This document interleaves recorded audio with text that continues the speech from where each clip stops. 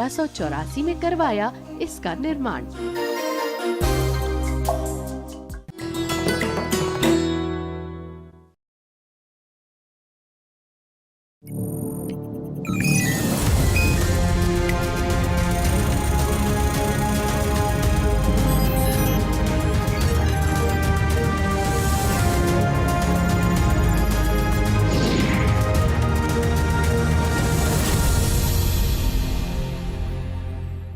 Hello and a very warm welcome to Science Monitor, your weekly update on what's happening in the field of science, technology, research and innovation in and around the country. I'm Tina Jha.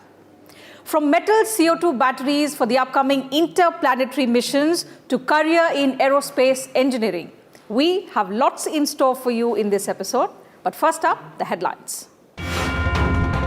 Indian SARS-CoV-2 Genomic Consortium launched to track and monitor the genomic variations in SARS-CoV-2. 10 competent labs picked to do the genomic sequencing. The year 2020 will also be remembered for the acceleration in the field of science. Scientists developed quick solutions to reduce the impact of the pandemic, including the vaccine.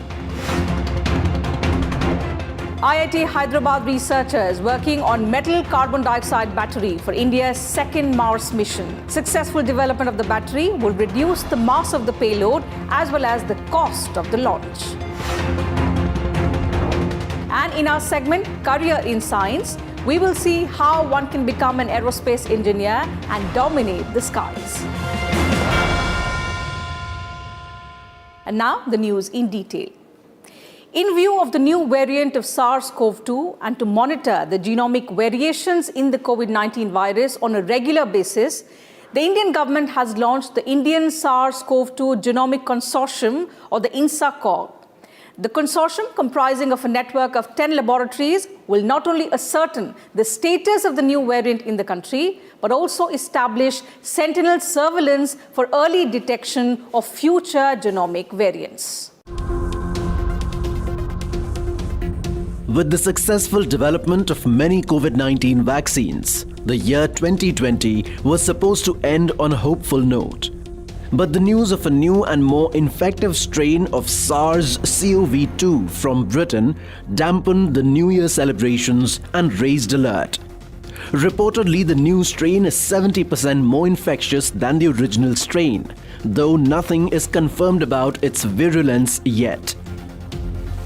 Meanwhile, surveillance has been increased at the international airports in India, and RT-PCR test has been made mandatory for all the passengers arriving in India from the UK. Taking quick action in this regard, the Indian government has also established a consortium to monitor the genomic variations in the SARS-CoV-2.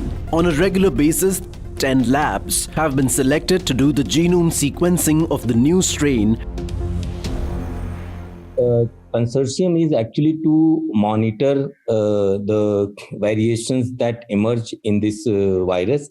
See, SARS-CoV-2, we know, is belongs to the corona family of viruses, which have this notorious activity of changing their genetic structure frequently, and therefore they acquire new and new features, and sometimes it is a problem for disease management, vaccine, or even diagnostics.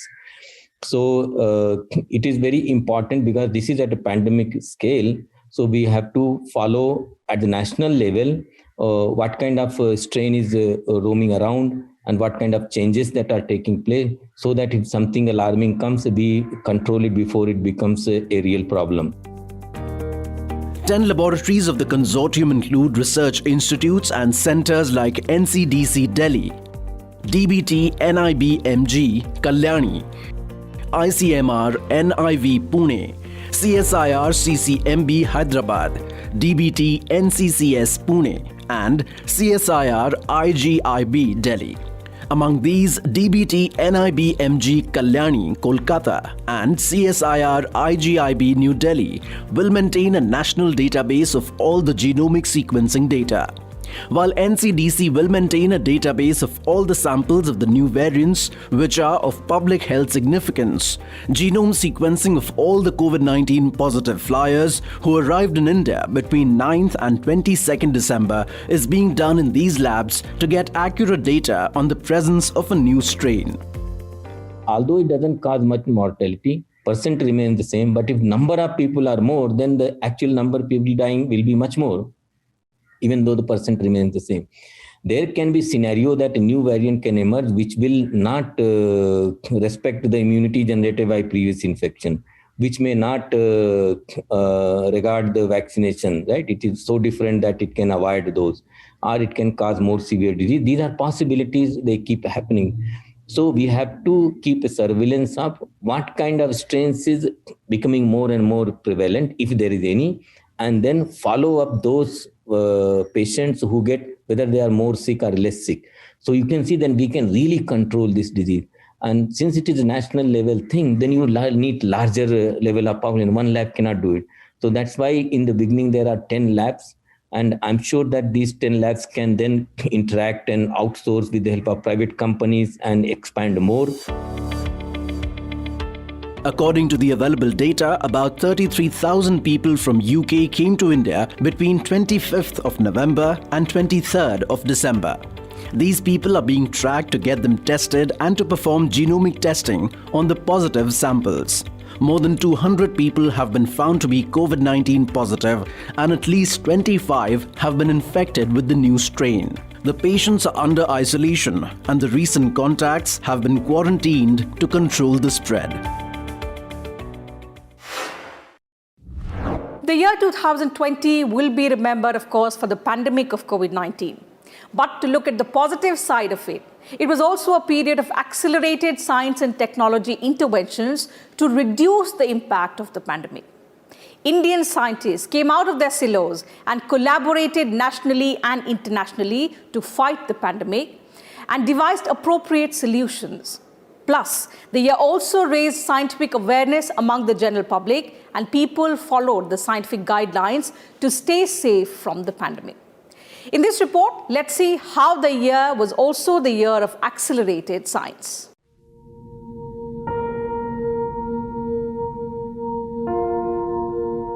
In the year 2020, people struggled with the pandemic of COVID-19. Like the rest of the world, India too faced a long lockdown. Streets remained deserted as most of the activities were suspended. But this difficult period highlighted science in a big way. People paid attention to scientific guidelines and followed standard operating procedures relating to washing hands and sanitization, and many learned the right way to sneeze. The pandemic forced the people to adopt new practices suggested by the scientists. Scientific awareness increased among all sections of the society, and guidelines relating to social distancing, mask wearing, and washing hands were generally followed. This also taught how to avoid other infectious diseases besides COVID-19. For the first time in many years, general people seemed interested in listening to the instructions and opinions of the scientists and realized the importance of science. Though science and scientists have always been working for the benefit of the mankind, but in the year 2020, the top labs of the country worked directly for the society and developed quick solutions. अगर मैं 2020 के वर्ष को ये science का वर्ष कहूँ या वैज्ञानिकों का वर्ष कहूँ या वैज्ञानिकों की उपलब्धियों का वर्ष कहूँ या ये कहूँ कि the scientific community really rose to the occasion in 2020, science की जो ताकत है, साइंस का जो पोटेंशियल है, साइंस के लिए जो नेशनल इंटरनेशनल कोलैबोरेशन का जो भाव पैदा होने की आवश्यकता है, वो सारा कुछ हम लोगों ने अपनी आंखों के सामने 2020 में होते हुए देखा है. Year 2020 saw accelerated science and technology interventions as well as collaborations to overcome the challenges presented by the pandemic.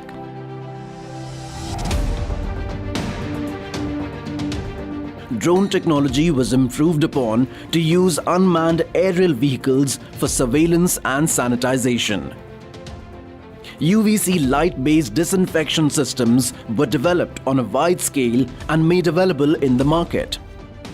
In view of the shortage of ventilators, many IITs and other institutions of the country developed indigenous ventilators using innovative technologies. Scientists worked on a war footing. Innovative systems were developed for the sanitization of people, vehicles and buildings. To make India self-reliant in the field of COVID-19 testing, a number of simple, accurate and inexpensive testing kits were made available in record time. Institutes and startups geared up to manufacture protective masks and other PPE essentials to meet the demands of the corona warriors. DRDO scientists achieved a unique feat by building a temporary COVID-19 hospital equipped with state-of-the-art facilities in record time. For the first time in the country, ready-made and portable hospital units were developed. Engineers succeeded in developing fully functional and state-of-the-art mobile diagnostic labs to serve the remotest parts of the country. Along with this, for the first time in the world, accelerated efforts in the field of science led to the development of various vaccine candidates against COVID-19 within a span of few months, which will be documented as an exceptional outcome of the year 2020.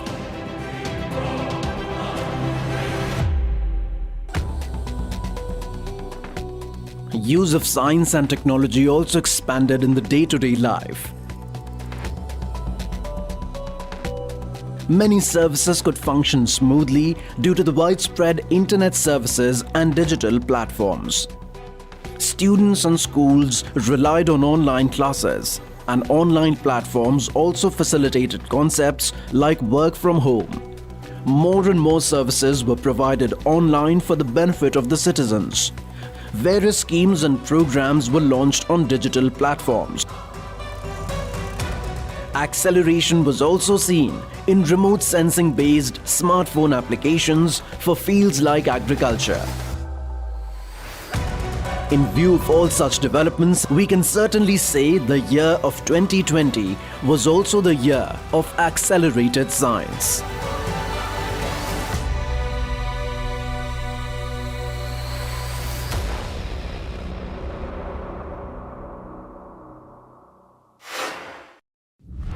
Time for a very short break here on the program, but more to come on the other side. Do stay with us.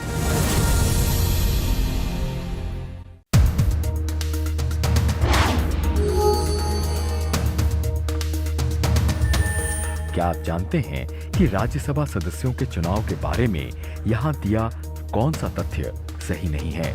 आपके विकल्प हैं कि ये अप्रत्यक्ष चुनाव होता है, B विधानसभाओं के निर्वाचित सदस्यों द्वारा राज्यसभा सदस्य चुने जाते हैं, सी चुनाव में आनुपातिक प्रतिनिधित्व प्रणाली का इस्तेमाल होता है और डी कि राज्यसभा सदस्यों का चुनाव हर 5 बरस बाद होता है।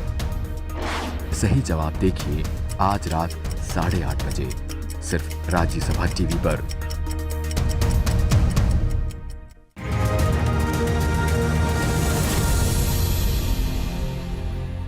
Welcome back. You're watching Science Monitor.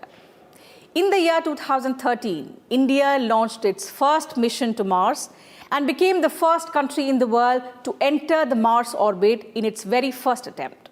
Now, India is preparing for its second mission to Mars, which is planned for the year 2024. To make this mission more affordable and efficient, Indian researchers at IIT Hyderabad are working on the development of metal carbon dioxide battery, which according to them can reduce the mass of the payload. Let's see in this report how the researchers plan to achieve this. Efficient energy storage systems are critical for space missions. Currently, lithium-ion batteries are used by space agencies like the Indian Space Research Organization, though there is a need for better options demonstrating high energy density and improved cyclability. In view of this, researchers at IIT Hyderabad's Department of Chemical Engineering, led by Associate Professor Chandrasekhar Sharma, are working on a metal carbon dioxide battery to develop improved energy storage systems. According to the researchers, metal CO2 batteries can be 10 times more efficient, especially in the case of Mars mission, as such batteries can use CO2 directly as a fuel, which is present abundantly on the red planet. Currently, we use lithium-ion batteries for our space mission. However, lithium-ion batteries suffer because of their low energy density.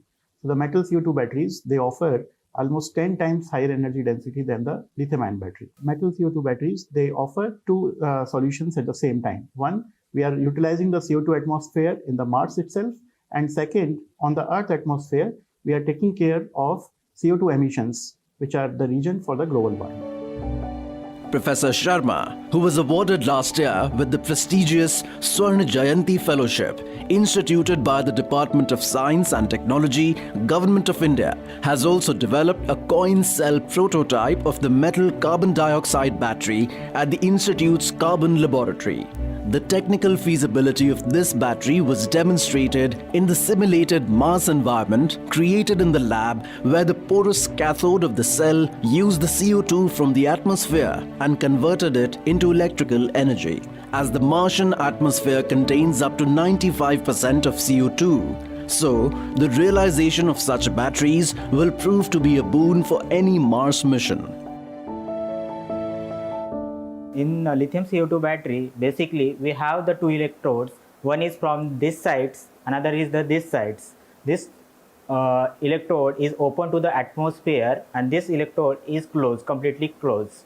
While operations, what will happen during the discharge means when you are operating your device, the metal CO2 from here, it will go to your atmosphere here. Here the CO2 in atmosphere, particularly in Earth atmosphere or Martian atmosphere, can react with the metal present in the battery, and it will react form the metal carbonates. During the discharge, during the charge means you are charging your device, this metal carbonate will be decomposed and will give back to CO2 your atmospheres. This is the simple working principle of metal CO2 battery. The successful development of this technology can provide lander and rover of the future Mars mission with efficient energy systems. As the battery will use Martian CO2 as a fuel, so less batteries will be needed, which will reduce the mass of the payload as well as the cost of the launch. Moreover, this technology can also be used to fix increased CO2 emissions on the Earth, as they are a major cause of global warming.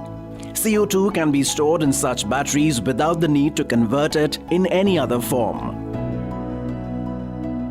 We utilize the porous candle soot carbon as a cathode material, and we have seen, once we assemble the cell in the simulated Mars atmosphere, that the performance of this lithium CO2 battery, it is superior if we use it into the Mars atmosphere conditions rather than in the pure CO2 atmosphere. Second important aspect of this proposal is to provide the solution for CO2 emissions. As we know that CO2 emissions are the reasons for the global warming and climate change. So by utilizing the CO2 as an energy carrier, we aim to fix the CO2 emissions. The study was published as a featured letter in the journal Materials Letters, and looking at the novel purpose of the research, the team has also filed for an Indian patent. The researchers plan to involve government organizations like ISRO in the early phase of the real battery prototype for timely inputs to implement this technology successfully.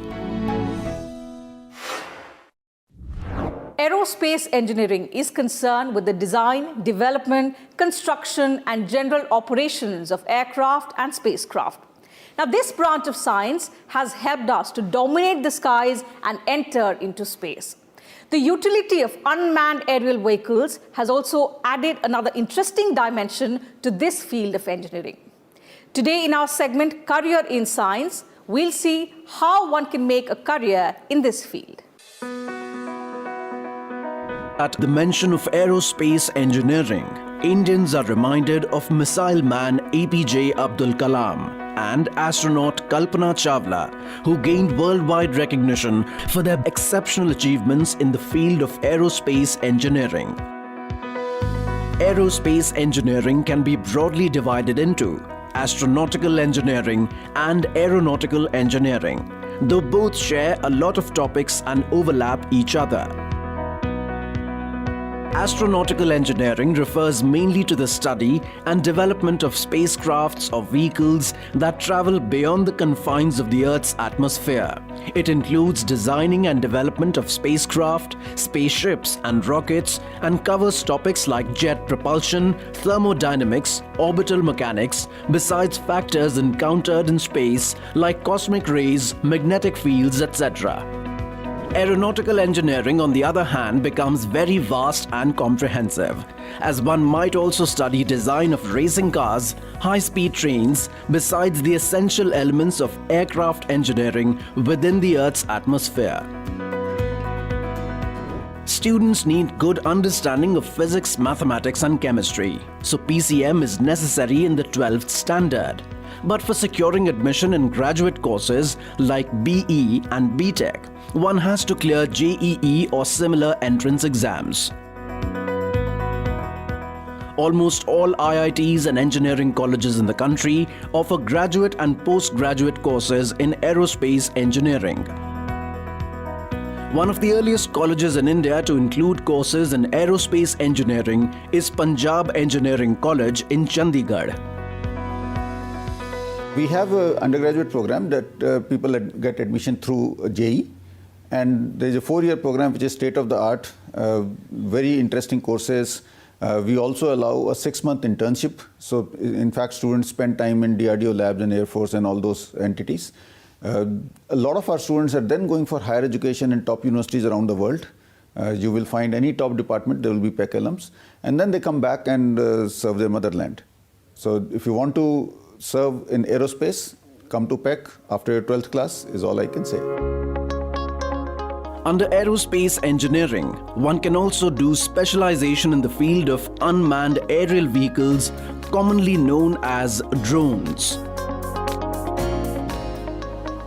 Looking at the increased utility of the UAVs in the recent years, there is a lot of scope for innovation in the design and development of drones. Specialization in UAV technology can open global opportunities. The syllabus includes drone technology, aero modeling, aerodynamics, design, etc. One of the reputed institutes for specializing in UAV technology is IIT Kanpur. IIT Kanpur was perhaps the first institution in this country to start an undergraduate course in aero modeling, which is essentially the backbone of drone technology. We started this course in about 2005 as an undergraduate compulsory lab course where the students make their own flying drones. Aerospace industry is among the fastest growing industries in India. With increased opportunities in aerospace sector, the number of aerospace startups have also increased. These startups provide manufacturing, consulting, and maintenance services to the big companies. With a degree in aerospace engineering and passion for innovation, one can find ample opportunities in reputed organizations like Indian Space Research Organization, Defense Research and Development Organization, Hindustan Aeronautics Limited, Aeronautical Development Agency, Air India, CSIR, National Aerospace Laboratory, etc. Apart from these, one can also join private sector, institutes, startups and international organizations in different capacities depending upon the specialization.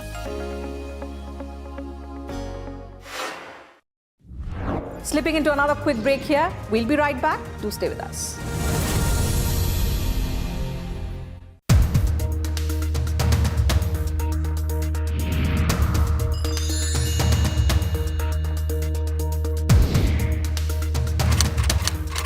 The Constitution initially gave 7 fundamental rights to the Indian citizens.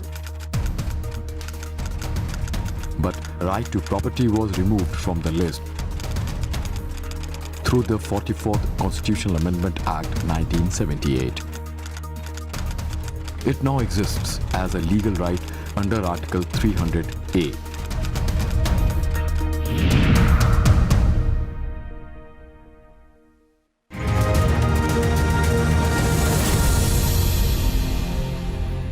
Welcome back once again. You're watching Science Monitor. Let's now take a quick look at some other developments that have made news in the field of science and technology in our segment Science Express. On 28th December, India launched its first indigenous pneumococcal conjugate vaccine, Pneumocil. The vaccine, developed by Serum Institute of India in collaboration with Bill and Melinda Gates Foundation and PATH, was formally inaugurated by Union Minister Dr. Harshvardhan. The vaccine will provide protection against 10 strains of pneumococcus bacteria, besides being highly affordable. The development is particularly relevant in view of the current pandemic, as serious implications of COVID-19 also include pneumonia. According to the SII, the vaccine can prevent 50 to 60% of infant deaths in India in the next 3 years. Researchers at the Indian Institute of Technology, Kanpur, have developed a new technique based on facial temperature to identify criminals. For this, researchers conducted a study pertaining to different human emotions such as shame, embarrassment, remorse, and guilt. Under this study, students were reminded of the past events in their lives through illustrations, and the emotions evoked in the students were studied through high-resolution thermal camera. According to the research, the left cheeks of the subjects became warmer when they were faced by embarrassing incidents. On the other hand, when the subjects felt guilty, their right cheek, area around the lips, and forehead became warmer. This research has been published in the international journal Frontiers in Psychology. India got its highest meteorological center in Leh on 29th December. The center was inaugurated virtually by Union Minister Dr. Harshvardhan in the presence of the concerned officials. Located at a height of about 3,500 meters, the center will strengthen the weather forecasting system in the Ladakh region, which has varying microclimatic zones.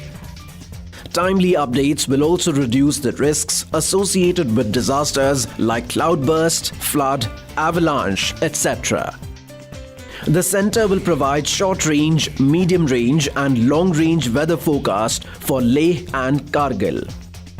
The services will also benefit the tourists, armed forces and the farmers. In view of the COVID-19 pandemic, a new queue management system has been installed at Terminal 3 of Delhi Airport. The system, called Zovis Passenger Tracking System, ensures better management of passenger flow while adhering to norms related to social distancing. Under this system, sensors are mounted on the roof to count and track the passengers, and crowded areas are identified immediately. The system also displays through screens live waiting time for airport processes like check-in, security check, etc.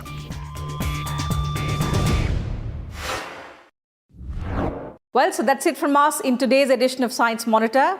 Do tell us how you find our program. In fact, you can send us your feedback and suggestions as well through email. Our email ID is news@vigyanprasar.gov.in. Besides, you can also write to us at Vigyan Prasar, 5th floor, Prithvi Bhavan, Lodi Road, New Delhi, 111003. We'll meet you same time next week with new information and developments. Until then, stay safe, take care of your families, and think scientifically.